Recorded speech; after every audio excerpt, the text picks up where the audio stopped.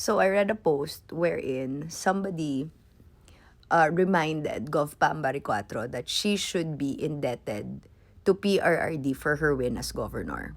As if PRRD himself would really care or think like that.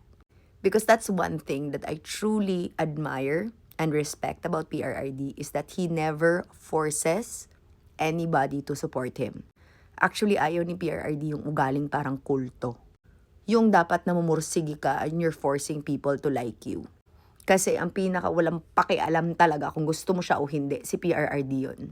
Kaya that post was just, it was just made with so much desperation and the demand na dapat mag-bow down talaga si Gov Pam sa mga Duterte because yun nga, he helped her win.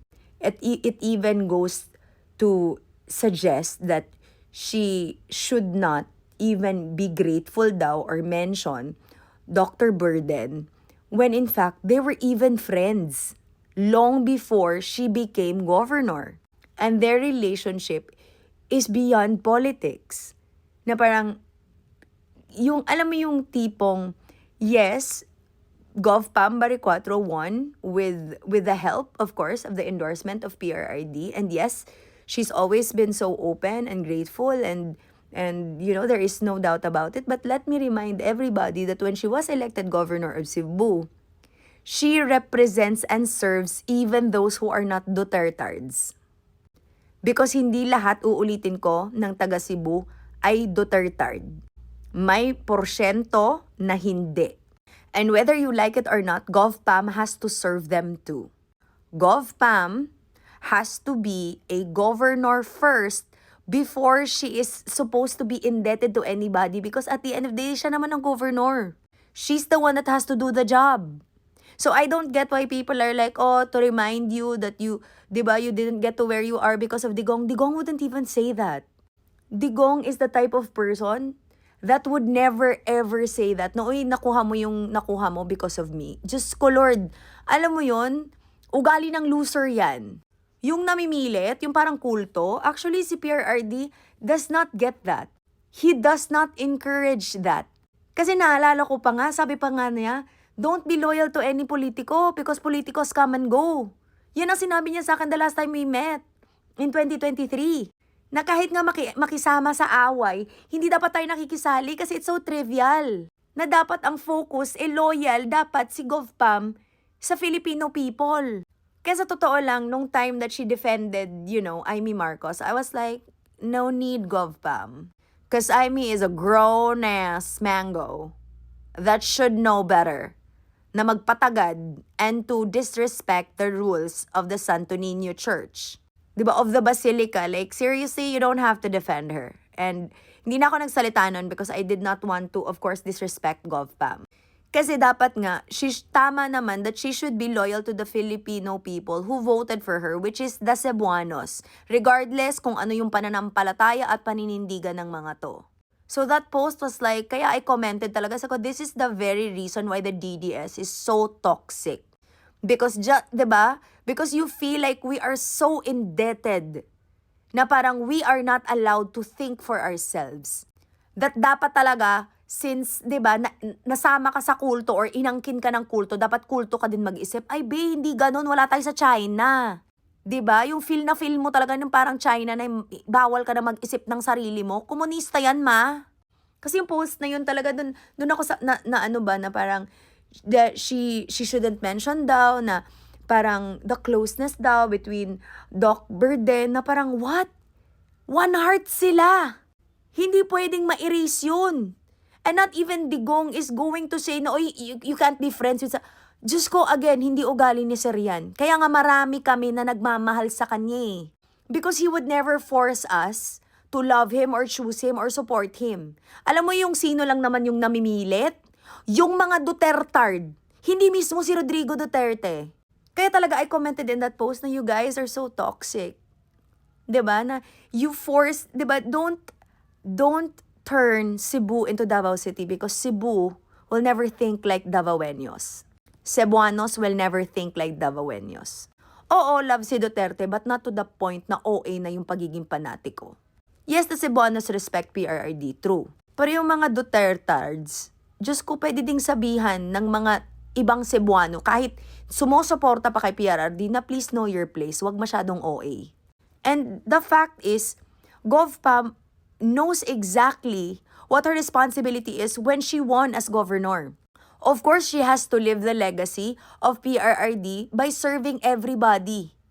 By serving absolutely everybody and putting the people first. And she's not perfect, true enough, but I just don't think it's fair for you guys na parang sabihin sa kanya na, oy, remember ha, it was because kaya of PRRD. That's so stupid. Because that's no longer public service. That's patronage politics. 'Di ba? Ang mali, it's wrong. Kasi uulitin ko, Gov Pam Baricuatro serves every Cebuano. All Cebuanos. Even those who are not Dutertards. Tas yung mga tao pa na nagre-react that, you know what, she was photographed daw being nice to Lam or being nice to the First Lady. Eh malamang sa Komang Bay. It's her event. The ASEAN is within her area of responsibility. She's the governor of Cebu. Obviously, she's the hostess with the mostest.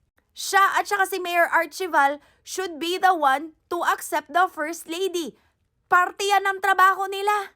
Pero hindi, syempre yung mga Duterte, ay bawal yan be. Bawal ka talaga maging respectful sa mga Marcos. Pag Duterte ka, ganon, mali. Yan na nga ba ang rason kung bakit ang toxic ng mindset ng DDS? Kasi parang expected nila na okay, pinapanalo nyo si Pam Baricuatro as governor of Cebu, dapat kayo lang. Kayo lang yung pakikinggan niya at kayo lang yung mandidikta. Ay, bewa ganun. Aloka. Magsilipat kayo ng China. Doon kayo, gumawa kayo ng sarili nyong barangay doon.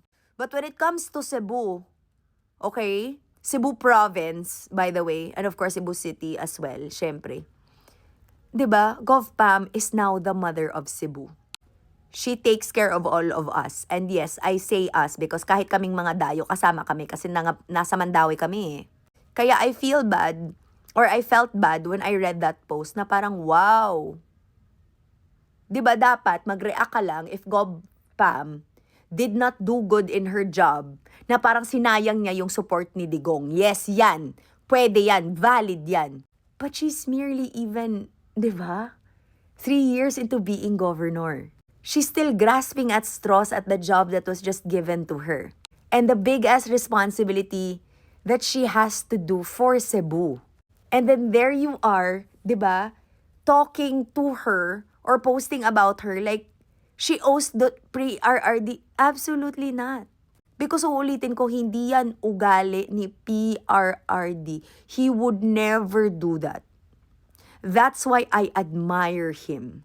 Because si Sir, hindi talaga na may personal yun kung hindi mo siya gusto. Or hindi, kung, 'di ba, na parang alam niya na nakatulong siya sa'yo, and pag once na-elect ka na, you just have to do good and you just have to be loyal to the Filipino people because that's exactly what he said to me and I'm not even in government. That's what he said to me, that Jam, you need to be loyal to the Filipino people and not to any politician because again, we come and go. Pero etong mga Duterte, ano ang mindset? Ang mindset ay dapat, pag inendorso ka ni PRRD, Duterte lang ang pakikingan mo. Duterte lang ang pagsisilbihan mo. Duterte lang ang i-please mo. Yatay, biyan ang batasanan. Ingana di ang batasan sa taga Cebu, di pod. Kay inabog man na.